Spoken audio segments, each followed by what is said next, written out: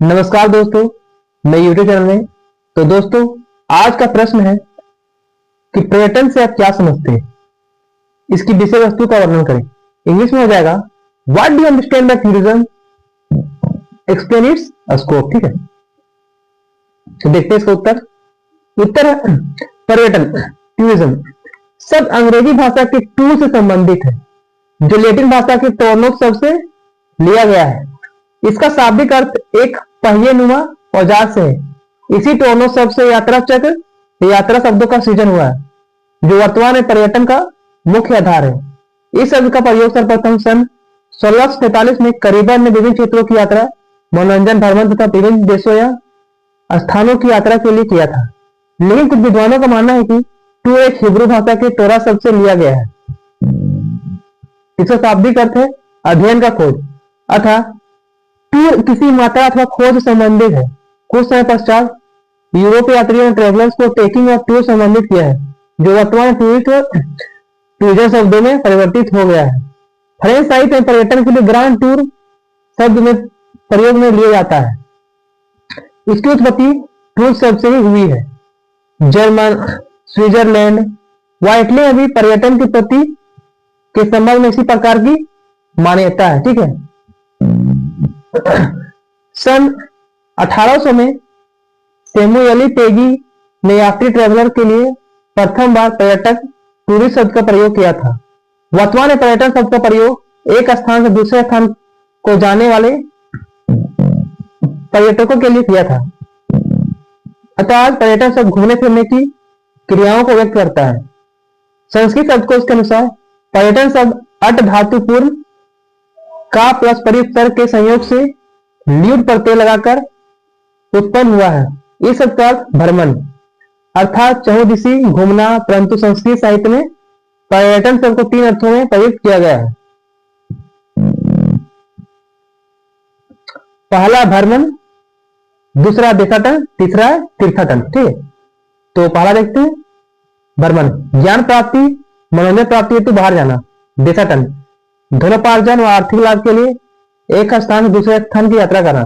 तीर्थाटन, धार्मिक कृतियों व धार्मिक उद्देश्यों की पूर्ति के लिए यात्राएं करना। प्राचीन भारतीय संस्कृत ग्रंथों के अनुसार आधार पर पर्यटन का अभिप्राय आर्थिक, शिक्षा प्राप्ति, धार्मिक, आमोद प्रमोद, मनोरंजन आदि से संबंधित क्रिया के लिए घर से बाहर की यात्रा करना है। ठीक है, अब पर्यटन की परिभाषाएं देखते हैं। Definition of tourism. पर्यटन को विभिन्न विद्वानों ने अपने अपने तरीकों से परिभाषित करने की कोशिश की, जो निम्न प्रकार है। पहला है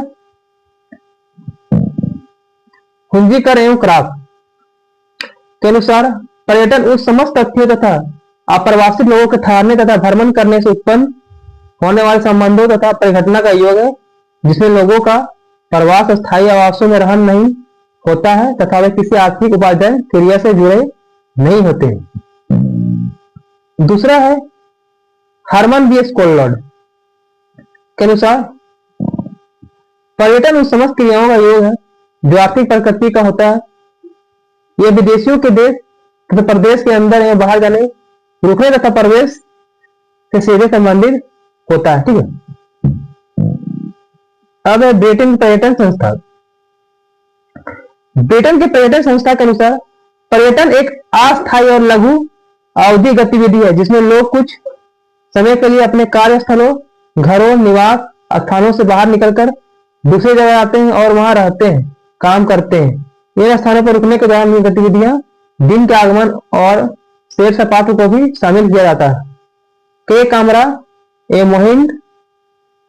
महेंद्र चंद के अनुसार पर्यटन एक बहुआयामी, बहुपक्षीय प्रकृति की गतिविधि है, जिसमें अनेक प्रकार की आर्थिक गतिविधियों का सम्मिश्रण एवं बहुत से व्यक्तियों का जुड़ाव होता है, जिसमें मेजबान, अतिथि, व्यापारी, संगठन, स्थान आदि सम्मिलित होते हैं। इन सभी क्रियाएं भ्रमण को एक अनुभव कुछ विशेषताओं के साथ प्रदान करती है। लीग ऑफ नेशन के अनुसार पर्यटन एक ऐसी सामाजिक प्रक्रिया है जिसमें एक व्यक्ति किसी देश में अपने निर्धारित कार्यक्रम के अलावा 24 घंटे या उससे ज्यादा ठहरता है। ठीक है, अब देखते हैं पर्यटन भूगोल का विषय क्षेत्र। Scope of tourism geography. पर्यटन भूगोल टूरिज्म ज्योग्राफी भूगोल की एक नवीनतम शाखा है। इसका विषय क्षेत्र बहुत व्यापक है। इसको अगर लिखित तत्वों के अंतर्गत रखा गया है। ठीक है, तो आगे देखते हैं पर्यटन और सूचना तंत्र, tourism and information technology system. ठीक है, पर्यटन सूचना तंत्र के विकास के कारण ही लोग घर बैठे विभिन्न प्रकार की सूचनाएं प्राप्त कर लेते हैं। इसी कारण लोग विभिन्न प्रकार के पर्यटन स्थलों की ओर आकर्षित होते हैं।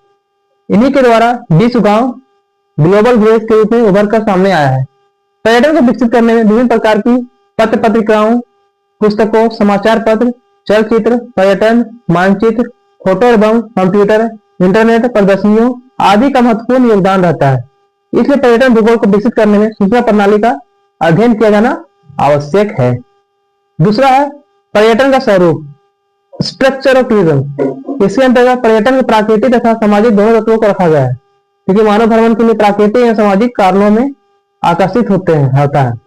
प्राकृतिक तत्वों में उच्चावच, पर्वत, पठार, मैदान तथा मरुस्थलीय जलवायु, वनस्पति उद्यान एवं वन, आरक्षित क्षेत्र, जीव जंतु, पक्षी विहार, वन्य जीव अभयारण्य तथा जलीय महासागरीय झीलें, नदियां आदि का अध्ययन पर्यटन भूगोल में करते हैं। और सामाजिक तत्वों के अंतर्गत धार्मिक, ऐतिहासिक स्थल, किला, महल, अन्य इमारतें तथा संग्रहालय, सांस्कृतिक लोक प्रथाएं, कला एवं साहित्य, हस्तकला,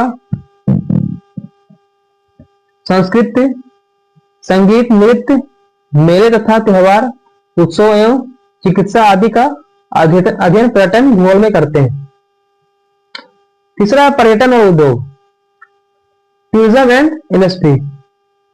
यह बात तो निर्विवाद है कि पर्यटन आर्थिक विकास की कुंजी है, क्योंकि पर्यटकों के आने पर उनके रहने सहने का व्यवस्था होती है, जिससे होटलों रेस्टोरेंटों का व्यवसाय बहुत वृद्धि कर रहा है, जो विदेशी मुद्रा अर्जन का विकसित साधन है। इसके अतिरिक्त इससे परिवहन संसाधनों का बढ़ावा मिला है। पर्यटन में अत्याधुनिक परिवहन साधनों का प्रयोग किया जाता है और एक मोटी रकम अर्जित की जाती है।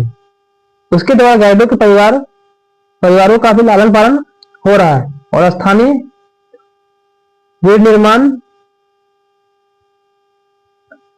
लघु उद्योग को भी बढ़ावा मिलता है, जैसे मथुरा वृंदावन में कंठी माला निर्माण, पोशाक निर्माण, तस्वीर निर्माण आदि।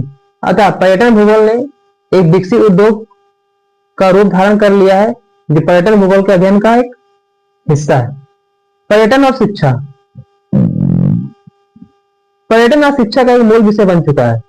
वर्तमान में विश्व के विभिन्न विश्वविद्यालय एवं महाविद्यालयों में पर्यटन का अध्ययन भूगोल की एक शाखा के रूप में हो रहा है, जो पर्यटन भूगोल के नाम से विकसित है। पर्यटन में लोग आज विभिन्न प्रकार के अनुसंधान अथवा शोध कार्य कर रहे हैं। विश्व के अनेक देशों में पर्यटन विभागों द्वारा एवं संस्थाओं के द्वारा संगोष्ठियों का आयोजन भी किया जाता है।